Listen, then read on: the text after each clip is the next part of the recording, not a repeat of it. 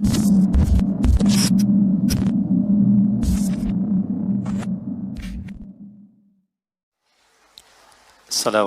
warahmatullahi wabarakatuh.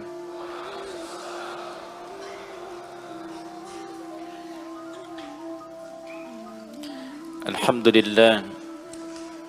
Alhamdulillahilladzi hadana ila al-Islam fa asbahna muslimin wa gharasa fi qulubina al-iman fa asbahna mu'minin wa amarna bil ibadati linakuna minal muttaqin.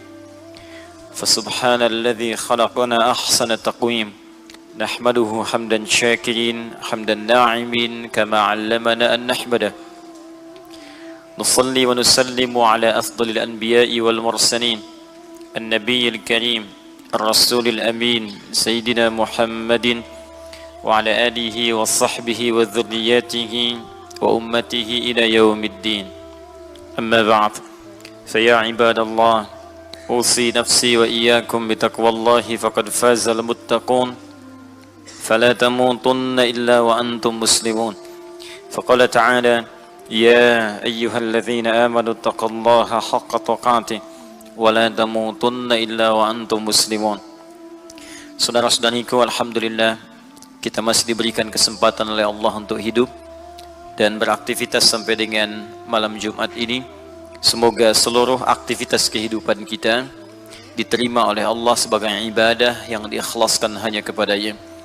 Demikian misi utama kehidupan kita saat dicipta, saat Allah menginformasikan dengan tegas dalam Al-Quran surah ke-51 Adz-Dzariyat ayat ke-56. Wa ma khalaqtul jinna wal insa illa liya'budun. Dan tidaklah aku ciptakan jin dan manusia kecuali esensi penciptaan itu supaya mereka menjadikan seluruh aktivitasnya sebagai ibadah kepada Allah Subhanahu wa taala. Perhatikan cara menerjemahkannya. Supaya menjadikan li-nya lil ghayah, lamnya. Ghayah itu artinya tujuan, esensi sesuatu. Di tujuan hidup kita itu untuk menata semua aktivitas jadi ibadah, itu tujuannya. Jadi kalau ada satu detik aktivitas kita tidak menjadi ibadah, maka kita sedang keluar dari tujuan hidup kita dan dianggap tidak hidup. Kenapa? Karena orang hidup itu arahnya itu untuk ibadah. Itu poinnya. Relnya di situ. Kalau kereta keluar dari relnya, bukan sekedar tidak sampai ke tujuan, tapi berpotensi juga menghadirkan celaka dalam perjalanannya. Demikian manusia digariskan dalam Al-Quran, konsep utama dari tujuan hidupnya untuk beribadah kepada Allah.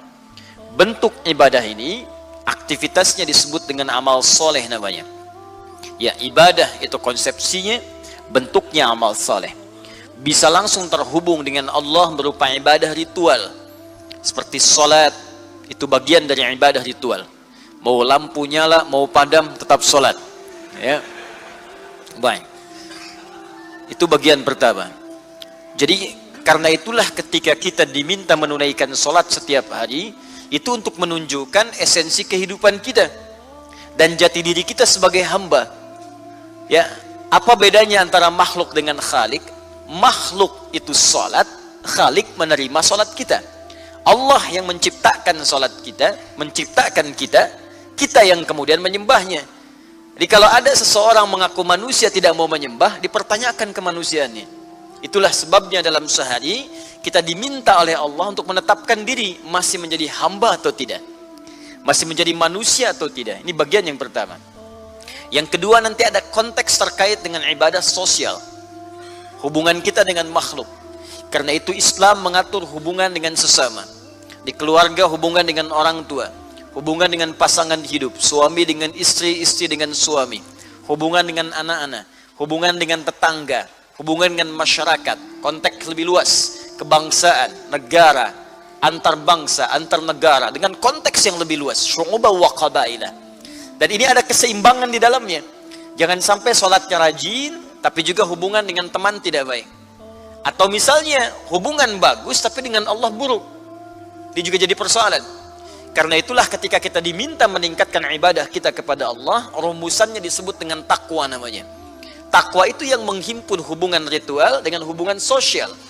Ketika Allah menyebutkan kalimat orang pertama takwa dalam Al-Quran, itu disebut taqi, jamaknya muttaqin.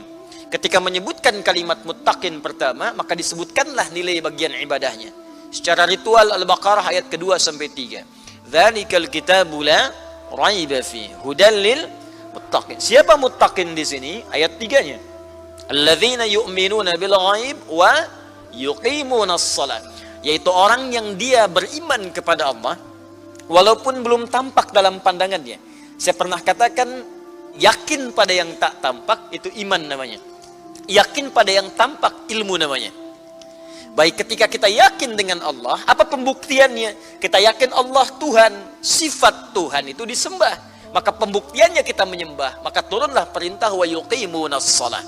Hubungan yang pertama. Maka dicek, jangan-jangan selama ini ada yang belum punya hubungan baik dengan Allah. Kerjanya seakan-akan giat, tapi ketika berhubungan dengan Allah menjadi lambat.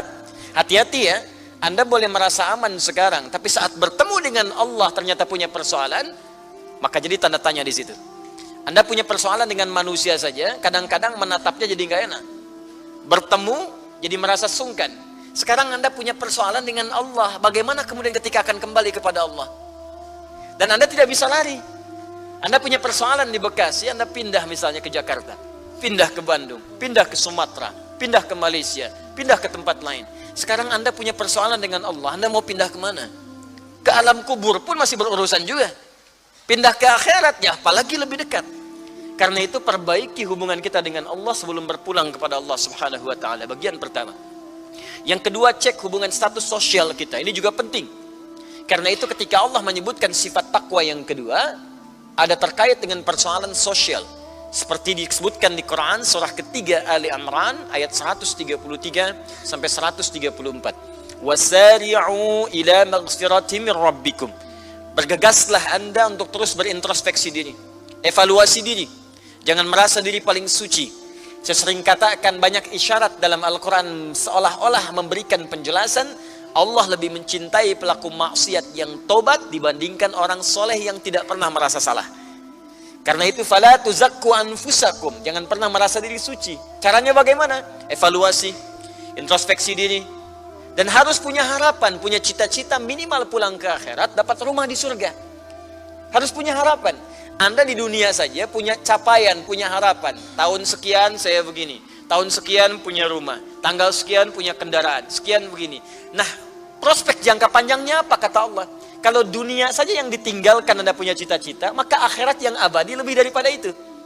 Sekarang dunia yang Anda cari itu, yang kita cari, itu kan kita tinggalkan. Anda petakan 2 tahun lagi saya punya rumah, begitu meninggal Anda tinggalkan rumahnya. 3 tahun lagi saya menikah, begitu meninggal Anda tinggalkan pasangannya.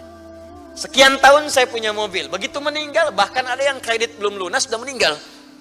Nah, sekarang persoalannya, dunia saja Anda siapkan, kenapa akhirat Anda diamkan? Maka kata Al-Quran, wa jannatin arduhas samawati wal ard. Maka sekarang harus punya prospek sampai akhirat. Tujuan jangka panjangnya mesti jelas. Siapkan kata Allah bekal, minimal dengan bekal itu Anda punya bahan-bahan untuk bisa membuat satu rumah di surga. Bahkan kata Allah, aku siapkan. Ini amalannya, kalau engkau kerjakan ini, aku siapkan komplek luasnya seluas langit dan bumi. Silahkan, mau maraton, mau koprol, mau jalan-jalan seluas langit dan bumi. Ya, berangkat dari bumi selesai di langit tuh. Ya. Untuk siapa orang itu? Untuk siapa tempat itu? Uiddat lil muttaqin, aku siapkan bagi orang-orang takwa. Tapi di takwa yang kedua ini tidak sama dengan yang pertama.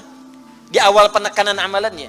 Perhatikan ayat 134-nya. Ternyata wujudnya amalan sosial. Alladzina yunfiquna fis sarra'i wad-dharra wal kadhimina al-ghaidha wal 'afina 'anil nas wallahu yuhibbul muhsinin. Yaitu orang-orang yang dalam kesehariannya seringkali peduli pada masalah sosial. Dia membantu orang, berinfak. Dia bersinergi dengan orang lain. Dia hadir dalam kesulitan orang saat dia mampu. Saat sulit pun dia rekomendasikan. Minimal dia cari solusi. Orang itu tahu atau tidak, dia berikan jalan dengan izin Allah. Wal kadhiminal ghaidha, dia tahan amarah.